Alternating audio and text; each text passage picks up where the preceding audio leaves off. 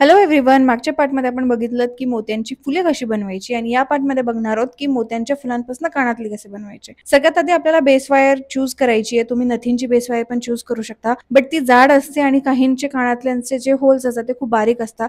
त्यामुळे मी इथे घेतली आहे 21 गेजची वायर, जी की खूप बारीक पण आहे आणि इझिली कानातले होल्ड पण करू शकतो. तर बघूया त्यासाठी काय काय लागणार आहे. सगळ्यात आधी कटर, प्लायर, रॅपिंग वायर, आपण बनवलेले फुलं आणि ही बेस वायर. सो सगळ्यात आधी एक बेस वायरचा थोडासा पार्ट घेऊन त्याला 90 डिग्री अँगलमध्ये बेंड करायचा आहे, जो की आपला कानातल्यांचा बॅक साईड असेल. आणि जसं की मी इथे केलंय त्याला छान 90 डिग्रीमध्ये बेंड करून घेतलंय आणि थोडंसं एक लेनचं वायर इथे कट करून घ्यायचं आहे, जेणेकरून आपल्याला कानातल्यांचा बेस क्रिएट करता येईल. त्यानंतर आपल्याला एक सर्क्युलर बेस क्रिएट करायचा आहे कानातल्यांसाठी. सो त्यासाठी मी इथे कशी राऊंड मारून घेतली आहे, तो जो आपण 90 डिग्रीचा छोटा पार्ट ठेवलेला तो खाली धरून त्याला एक छान पूर्ण वेढा मारून घ्यायचा आहे. लक्षात ठेवा की वेढा आपला आपण जितका मोठा करू शकतो बेससाठी, तितके आपले कानातले पण मोठे असायला हवेत, कारण हा जो वेढा आहे तो कानातल्यांच्या समोरून दिसला नाही पाहिजे. प्लस हा वेढा एवढाही असला पाहिजे की कानातले त्याला होल्ड करता आले पाहिजे. इथे मी 3-4 वेढे मारून घेतलेत माझ्या कानातल्यांसोबत, त्यांना एकदा क्रॉस चेक केलंय आणि उरलेला पार्ट मी कटरने कट करून घेतलाय. मोठे यासाठी की कटरने पार्ट कट करता येतो, पण जर लहान पडला तर इयरिंग पूर्ण नीट बसत नाही. सो सी माझा इकडे हा बेस आता रेडी आहे. त्यानंतर मी एक वायर कट करून घेतली आहे, रॅपिंग वायर आपली, आणि त्या बेसला त्या मोत्यांच्या फुलावर एकदम मिडलमध्ये सिक्युअर करून घेतलंय. मोत्यांच्या शेपमुळे बहुधा हा जो बेस आहे तो एका ठिकाणी म्हणजे सिक्युअर होत नाही. सो आपल्याला नेहमी नेहमी ते चेक करत राहावं लागणार आहे. आणि जसंही आपण त्या फुलावरनं पूर्ण आपली ही जी वरची जी मोत्याची म्हणजे गोल्डन मण्यांची माळ आहे ती पण सिक्युअर होईल, या पद्धतीने आपल्याला पूर्ण तिकडनं वेढे मारून घ्यायचे चारही बाजूनी, जेणेकरून जो आपला बेस आहे इयरिंगचा बॅक साईडचा तो निसटणार नाही आणि आपलं फुल फुल सिक्युअर होईल.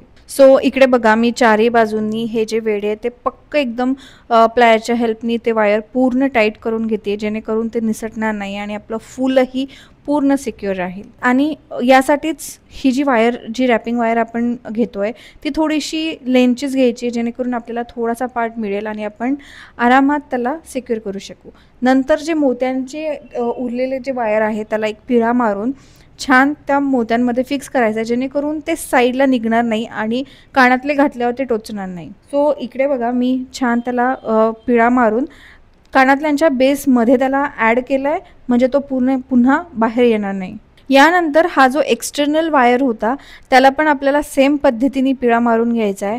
जेवढाही आपला वायर असेल तर डोंट कट इट.